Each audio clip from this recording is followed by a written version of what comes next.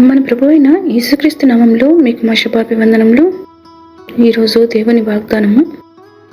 నా పేరు పెట్టబడిన నా జనులు తాము తగ్గించుకొని ప్రార్థన చేసి నన్ను వెదకి తమ చెడు మార్గములను విడిచిన ఎడల ఆకాశము నుండి నేను వారి ప్రార్థనను విని వారి పాపమును క్షమించి వారి దేశమును స్వస్థపరచుదును. 2వ దినవృత్తాంతములు 7వ అధ్యాయము 14వ వచనము.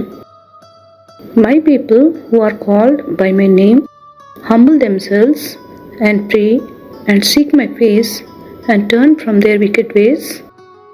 Then I will hear from heaven, will forgive their sin and will heal their land.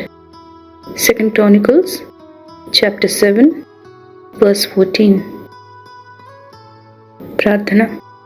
ప్రేమగల తండ్రి, మీ కృపా కనికరములకై వందనాలు.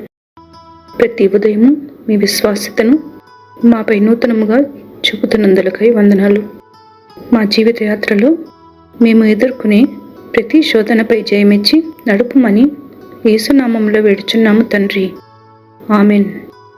Have a blessed day. God bless you.